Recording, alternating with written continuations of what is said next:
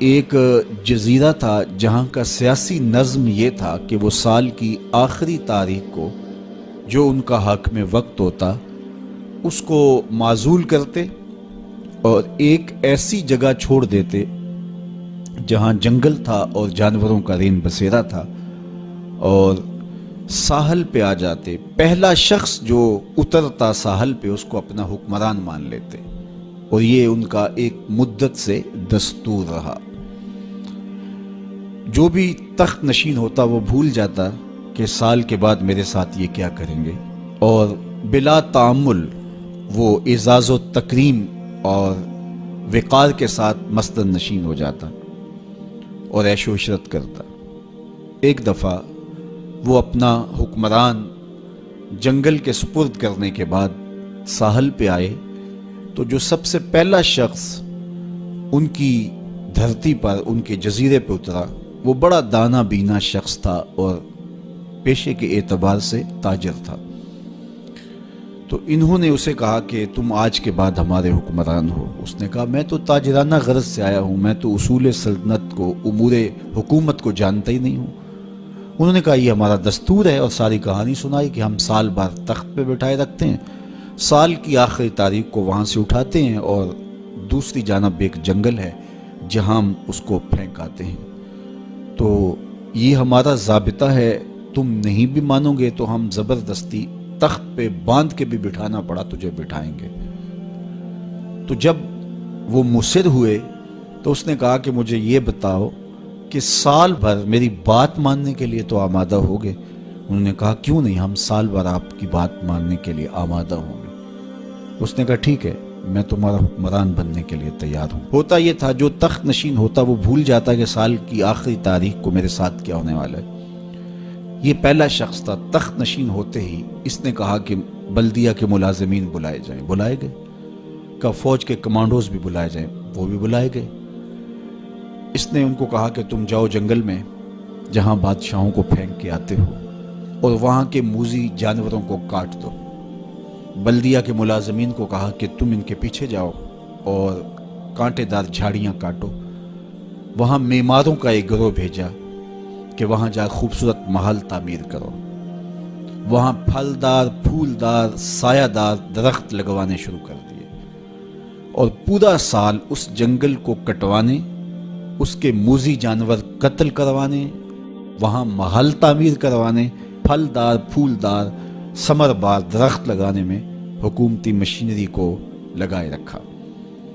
جب سال کی آخری تاریخ ہوئی تو ہوتا یہ تھا کہ جب بھی بادشاہ کے پاس وہ آتے کہ اب تجھے اس جنگل میں پھینکنے جا رہے ہیں تو وہ چیختا روتا، ہائے مجھے کدھر جا رہے ہو، میں تو موذی جانوروں کا لقمہ بن جاؤں گا، اور اس کو زنجیروں میں جکڑ کے اس جنگل میں پھینک کے آتے۔ وہ کہتے ہم نے پہلے دن آپ کو بتایا تھا۔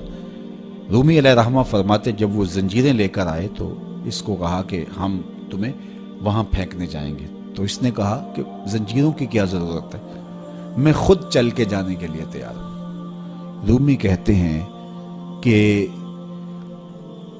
یہ یہاں بیٹھ کے تخت پہ اس فکر میں لگا رہا جہاں اس نے جانا تھا، اور اس کو پتا تھا کہ یہاں تو ایک سال بھر کے لیے آیا ہوں، تو میں نے تو پھر بقیہ ساری زندگی اس جنگل میں کاٹ دی ہے، اور وہاں بچھو ہیں، وہاں سانپ ہے، وہاں موذی جانور ہیں، وہاں بھیڑیے ہیں، چیرنے پھاڑنے والے درندے ہیں، وہاں کانٹے دار جھاڑیاں ہیں۔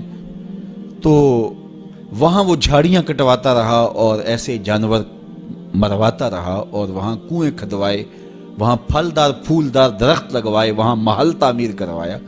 تو اس نے خوشی سے کہا مجھے کیوں جکڑتے ہو، میں تو چل کے اس جگہ پہ جانے کے لیے تیار ہوں، اس لیے کہ اب وہ جنگل اور خوفناک جھاڑیاں نہیں رہیں بلکہ وہ ایک خوبصورت باغ بن چکا ہے، اور وہاں موذی جانور نہیں رہے، وہاں پرندے چہچہا رہے ہیں، کوئلوں کی دل آویز صدائیں ہیں، وہاں بلبلوں کے چہچہے ہیں، تو میں تو وہاں جانے کے لیے تیار ہیں۔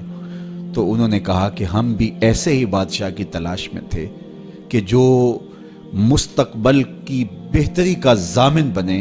تو کہا کہ جناب آج سے ہم اپنا قانون بدلتے ہیں، آپ تخت پہ ہی رہیے، جس طرح جہاں جانا تھا وہاں کے لیے آپ نے پورا سال محنت کی اور اس کو گلزار بنا دیا، تو آپ تخت پہ بیٹھیے اور آج کے بعد آپ ہمارے مستقل حکمران ہیں اور اس ملک کو گلزار بنا دیجئے۔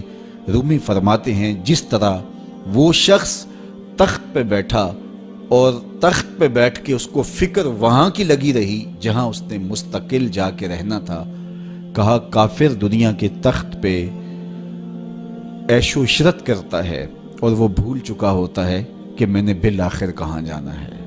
فاسق اور فاجر بھول چکا ہوتا ہے کہ اس نے کہاں جانا ہے، لیکن صالح مومن اس دنیا پر آرام سے نہیں بیٹھتا، اس کا سارا خیال، اس کی ساری توجہ وہاں ہوتی ہے جہاں اس نے جانا ہوتا ہے، اس لیے وہ یہاں بیٹھ کے قبر کے کیڑے مکوڑے ختم کرتا ہے، یہاں بیٹھ کر کے قبر کے سانپ کاٹتا ہے، یہاں بیٹھ کر کے اپنے اعمال کے لشکر بھیج بھیج کے وہاں کے بچھو ختم کرتا ہے، اور جب وہ اس دنیا سے رخصت ہوتا ہے تو القبر روضۃ من ریاض الجنہ، تو قبر جنت کے باغوں میں سے ایک باغ بن چکی ہوتی ہے۔ تو میرے رب نے کہا کہ ہر جان یہ دیکھے اس نے آنے والے کل کے لیے آگے کیا بھیجا ہے۔ پھر فرمایا واتقوا اللہ، اور اللہ سے ڈر جاؤ، ان اللہ خبیر بما تعملون، جو تم کرتے ہو تمہارا رب اس سے باخبر ہے۔